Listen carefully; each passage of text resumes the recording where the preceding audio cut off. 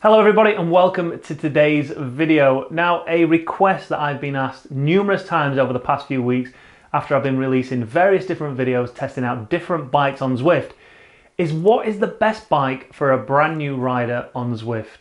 And obviously, if you're a brand spanking new rider at level 0, you don't really have much choice. But spend a few hours, spend a few days, spend a few weeks on Zwift and you will earn enough drops and earn enough XP to level up to a point where you can buy a decent bike in the drop shop. Okay, so first up, there are more bikes available than I'm actually testing here, but I just took the best 7 bikes that you can buy under level 10 in the drop shop and tested them because, I mean, who's gonna buy a 2-star aero, 2-star weight bike? What's the point? Unless you actually own that bike yourself in real life, there's very little chance of you wanting to waste your money in the drop shop. So I've taken the best 7 bikes under level 10 and I'm going to test them here today for you, and you're going to find out what the best one is. Now, before we get into the test, let's take a look at the bikes on offer. All right, so we've got the Chapter 2 Tere? Let's say Tere.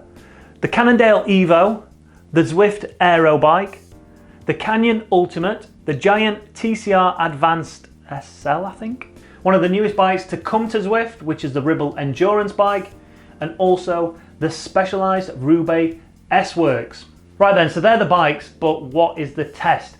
Well, if you've checked out any of our testing videos prior to this one, you'll know exactly how we do it. But for those of you who don't know, we take a guy that's probably below average now, after all the comments that I keep getting, but essentially is 170 centimeters tall. He weighs 70 kilos, and he can ride at a whopping 360 watts, day in, day out, all day, every day, 24/7, 365, without ever fatiguing, as long as it's at 90 RPM.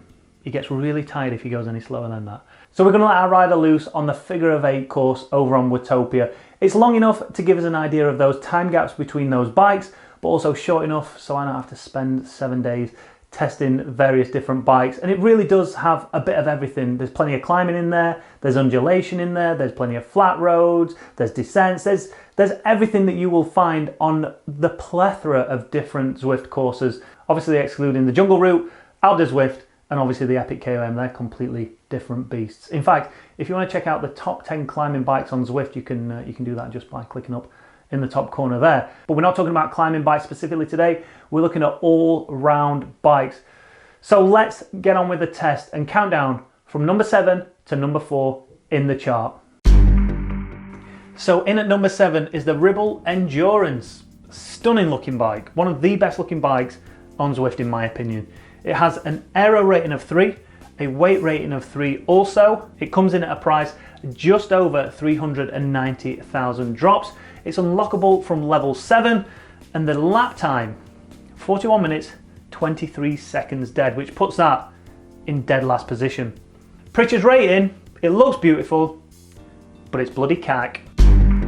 All right, next up is the ridiculously overpriced Specialized Ribble S-Works. Aero rating 2, weight rating of 3, costing 745,500 drops. This bike is the 17th most expensive bike in the whole of Zwift, and there's over 60 bikes. It's mental. We'll talk about it later. Unlockable, a nice early level 5, and in its lap time it performed only just slightly better than the Ribble Endurance, 41 minutes, 21.23 seconds. Pritchard rating, all the gear, no idea. This bike is for someone who wants the collection of Specialized, who maybe has this bike in real life and just wants to own it, and Zwift are charging an arm and a bloody leg for it. It's ridiculous. Don't waste your time on that bike. Don't waste your money on it either. All right, in at number 5 is a giant TCR Advanced SL. Same rating as the Specialized Ribble, 2 for aero, 3 for weight. Much cheaper though. 305,300 drops. Unlockable from level 8. 41 minutes, 21.14 seconds. Same again. We're just dealing in tenths of seconds here. Reverse KOM, 4 minutes, 5.54. Forward KOM, 2 minutes, 9.28. Absolutely perfectly fine. Will do pretty much everything all right. Pritchard rating, good value. And then in the number 4 is the Chapter 2 Tere. I think that's how you say it. Aero 2, weight of 4. Now I'll be honest, when I looked at this bike, I thought this was going to be the crappiest out there. I thought this was going to be the worst performing bike out there, even with that weight rating of 4. But anyway, price 390,500 drops, unlockable from level 6, 41 minutes, 20.55 seconds. Starting to see these bikes drop into the 41.20s now, so bikes are starting to get a little bit faster, but we're still dealing in fractions of seconds rather than actual seconds at the minute. Reverse KOM 4 minutes 5.43, forward KOM 2 minute 9.12 seconds.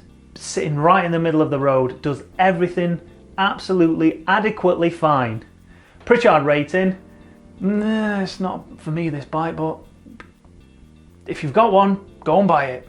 So there you have it, that's 7 to 4.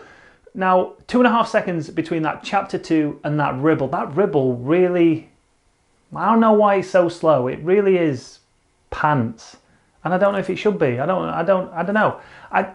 I don't know how they rate them on Zwift. I don't know what Zwift do to determine what is a good bike and what is a below par bike. But you can't help thinking that all these should be there or thereabouts, especially if they've got very similar star ratings. So the system that Zwift work with, I think it's more of an afterthought than anything else. It's a 4-star system that they give each of their bikes based on how aero or how light their bike is. So the more stars on the weight, the lighter it is.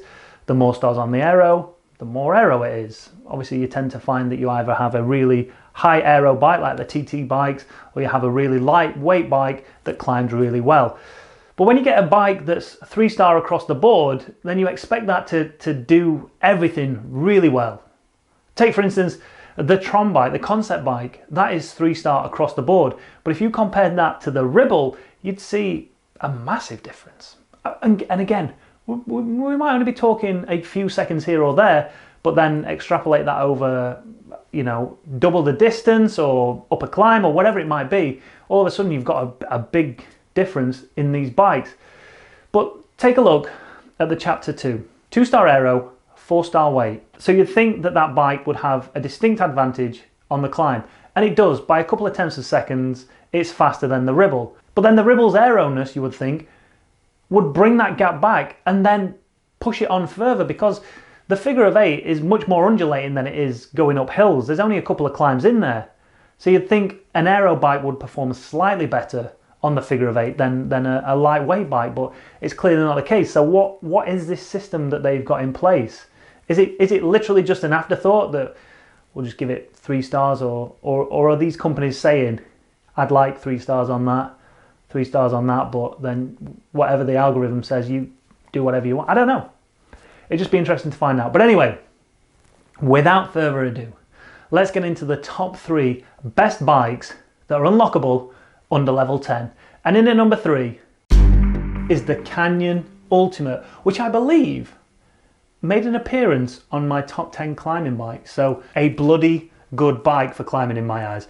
It's got a 2-star rating for aero and a 4-star rating for weight. So you would expect this to be a good climbing bike. Price very reasonable.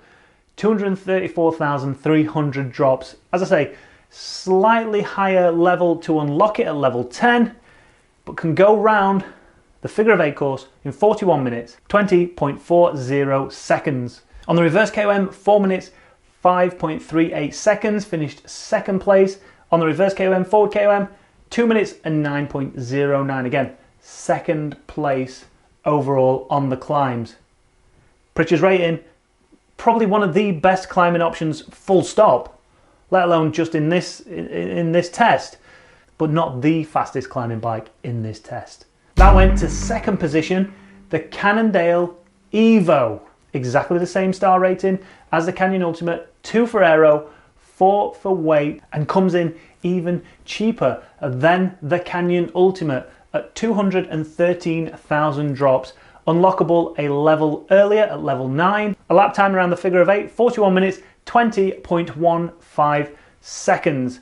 It is the fastest bike up the climbs. Reverse KOM, 4 minutes, 5.24 seconds. On the forward KOM, it was the only bike to dip under 2 minutes and 9 at 2:08.99. 5.91 seconds. Pritchard's rating, probably the best climbing bike out there. If I'd have tested it in my top 10, I totally forgot I used the Cannondale Evo Super 6, but shh. If you want a climbing bike, if you're heading up the mountains, get this bike.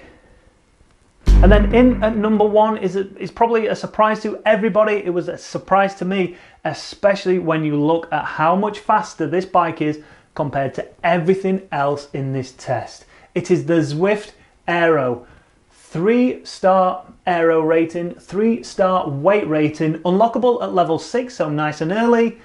Slightly more expensive than the previous two bikes at 319,500 drops. 5 seconds faster than the second place bike in this test. 5 whole seconds. And when you compare it to the Ribble way down at the bottom, we're talking almost 8 seconds. Now this, for me, this is where the star rating thing just starts to break down a little bit. So you've got the fastest bike over the figure of 8 course, right?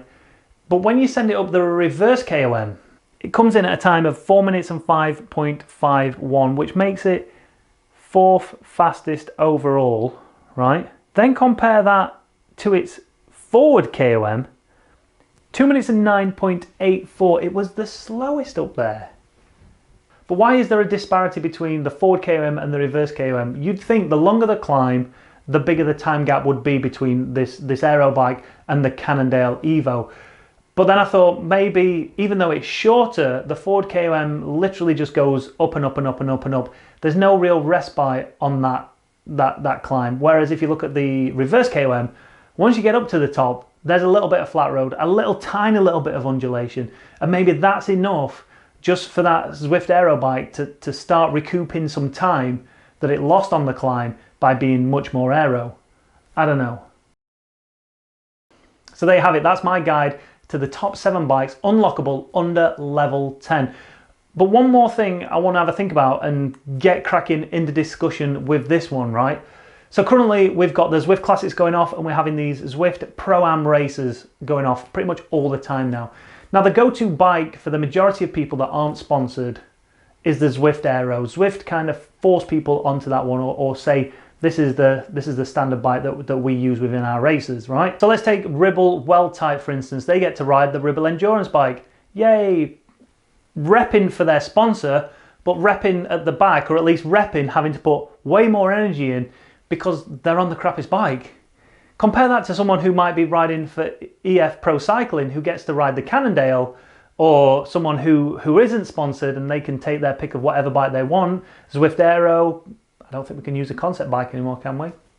But potentially you could use that, but who needs the concept bike when you've got the Zwift Aero and you're riding against people that are on the Ribble Endurance?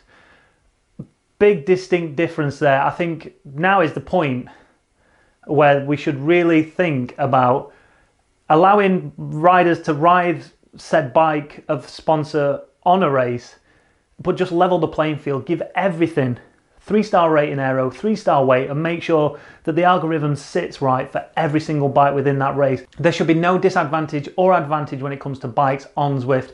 It's highly unfair that these Ribble riders probably didn't know this, but will know this now if they've watched the video, that they're on inferior products on Zwift. All right, so leave your comments down below on that one. I think everyone's established within racing, everyone should be on the level playing field when it comes to bikes. But do you think Zwift should actually incorporate into the algorithm that you are allowed to pick whatever bike you want, however, the playing field is level regardless of the colour and the decals and the type of frame that you're using, unless obviously it's a TT bike. I don't know. And let me know also, if you're under level 10, what bike have you gone for? Have you gone for a climbing bike, a Zwift Aero bike to make sure that you can get along in race as well? What are you picking? Thanks for watching everybody. If you enjoyed the video, make sure you hit that like button, hit that subscribe button if you've not done already, hit that notification bell. If you've not enjoyed the video for whatever reason, then go to press that dislike button. Oh, and leave me some more recommendations as to what test you'd like me to perform on Zwift. Thanks for watching.